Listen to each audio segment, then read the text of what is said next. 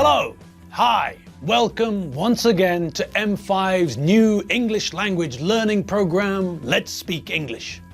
I'm Gav Duncan and I'm here on your TV screen to help you learn English. Now, are you sitting comfortably? Yes? Good. And are you ready for today's lesson? Yes? Good. Okay, well let's learn English together. Hello, hello and hello again. How are you today? Are you having fun? Are you relaxed and sitting down in your favourite chair? Good. Are you ready for some more revision? You are?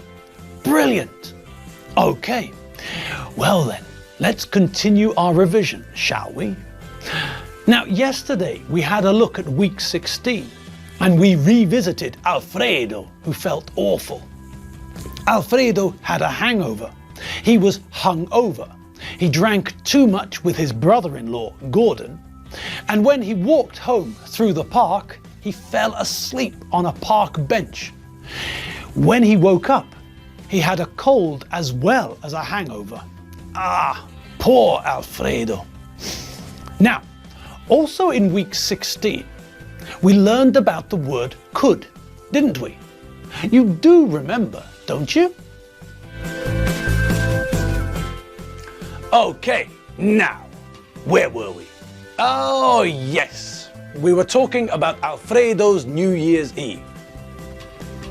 When Alfredo talked to Dave Squid in the pub, we heard that Gordon fell asleep on the sofa and that Alfredo finished the bottle of brandy and walked home. It took Alfredo 2 hours to walk 2 kilometers. That's a very long time for a very short distance. Dave Squid said that a dog with 1 leg could walk that distance in that time. Now, before we continue with the story, let's just think about what Dave Squid said. He said that a dog with 1 leg could walk that distance in that time. Now, when we talked about ability and possibility, do you remember what word we used? That's right, we used the word can, didn't we? We used can to talk about ability. Now, what Dave Squid said was exactly the same. He was talking about the ability of a dog with 1 leg to walk 2 kilometers in 2 hours. He didn't say can though, he said could.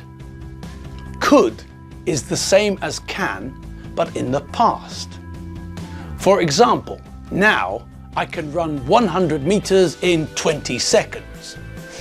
When I was younger, I could run 100 meters in 15 seconds.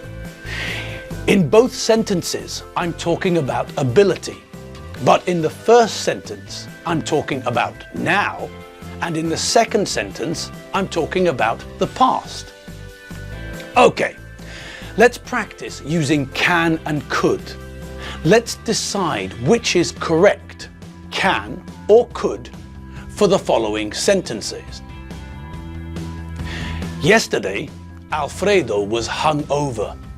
He felt very ill. He vomited 3 times between 6 a.m. and 7 a.m. He go to work. That's right. It was yesterday, so he couldn't go to work.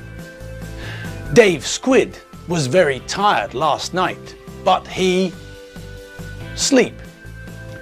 Bingo! Dave couldn't sleep. He was very tired, but he couldn't sleep. Tim Benchfield is standing at the door of a shop. His arms are full of shopping. What does Tim say to the shop assistant? You open the door for me, please. Brilliant. Can you open the door for me, please? Great. So we know about could now, don't we? Now in week 16, we met someone new, didn't we? That's right, we met Enid. Enid Fotherington Smythe to give her her full name. Enid the eccentric, elegant, eclectic, electric eel. And when we met Enid, she told us about British pubs. Do you remember? What ho, people? Hello, hello, it's me. I'm Enid, the eccentric, elegant, eclectic, electric eel. I'm here to help you all with some examples of everyday English. Now, today we're going to look at pubs. Are you paying attention? Alfredo? Good. Now, Dave Squid talked about different types of beer. In a British pub, you can get lager, pilsner, bitter, cider, and stout. Lager and pilsner are German-type beers.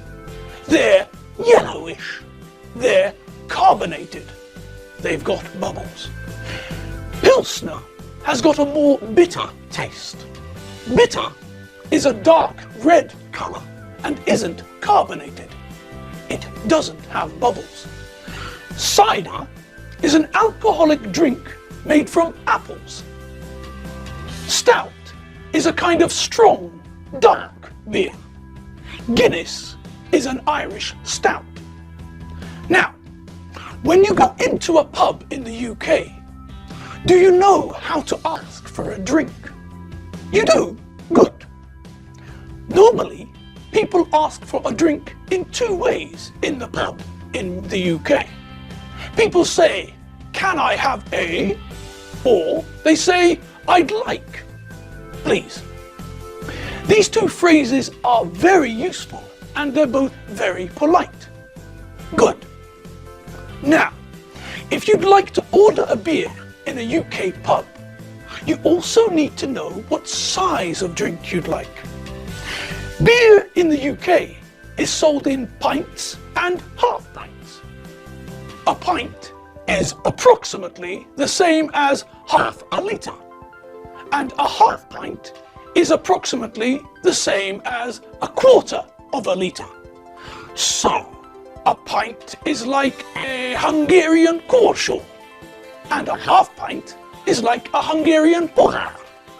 Good. Now, there is another sort of beer drink that people sometimes drink.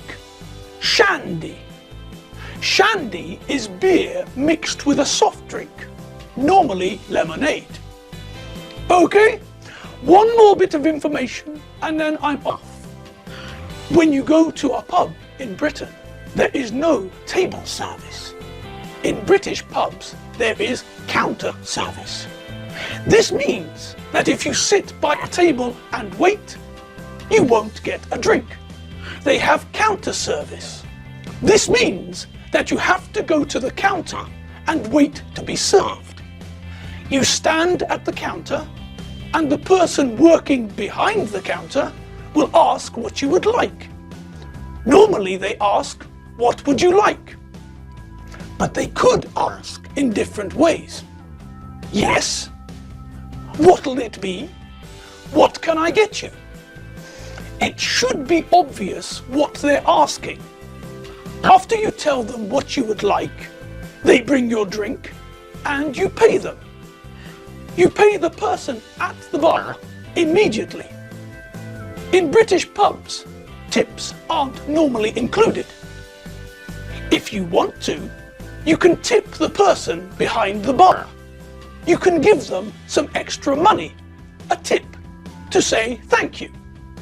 In Britain, people don't pay at the end of the evening for all their drinks. Every time you order a drink, you have to pay for it. There and then. Okay, well, I hope my examples of everyday English was helpful. I'm off back home now. Toodaloo, pip pip, cheery bye.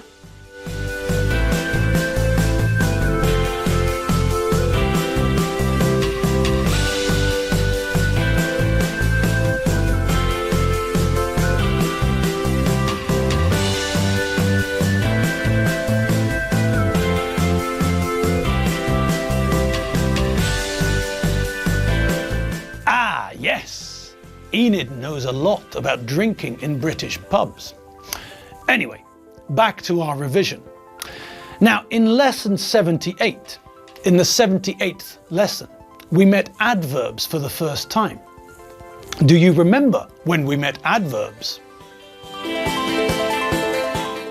Now, let's have another look at something Alfredo said when he apologized to the kids. When Alfredo apologized, he said, behaved very badly. Now, this is something new, isn't it? If we look at the word badly, we can recognize that it's connected to the adjective bad. But what is this word badly? And why do we have to add "ly" to the end of the adjective bad? Well, the word badly is an adverb. A what verb, Gav? No, it's not a verb. It's not a type of verb. The name for this part of English is an adverb. And we use adverbs in a similar way to adjectives. Now, do you remember what a noun is? Of course you do. Gods of English, don't forget simple things like nouns. Great. Well, we all remember that a noun is a word which tells us what something is. Nouns tell us what we're talking about. A car, a lady, an uncle. Car, lady, and uncle are all nouns. They tell us what we're talking about. Good. Now, who can remember what adjectives are? Great. Now, we use adjectives to give more information about nouns.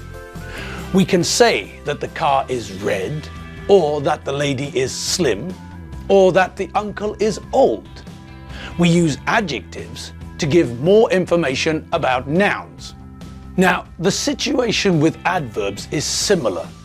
We use adjectives to give more information about nouns, and we use adverbs to give more information about verbs. More information about verbs. I know what you're all thinking.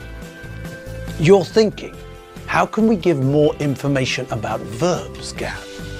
Well, we use adverbs to tell someone how an action was performed, how someone did what they did. For example, we can say John Benchfield finished his homework. Okay, we've got some information in this sentence, but not much. Now, if we add an adverb, we can give more information about how John did his homework.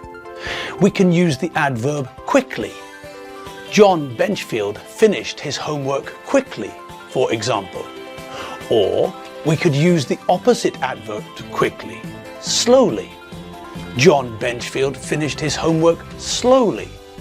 So, by adding an adverb to the sentence, we can provide more information. If John finished his homework in 5 minutes, then we know that he finished his homework quickly.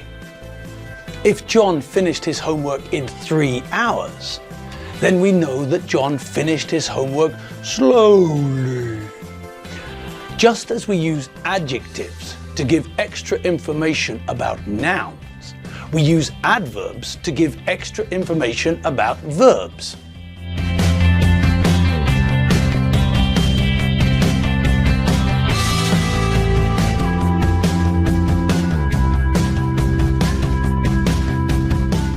And, well, that's all the time we've got for this revision lesson.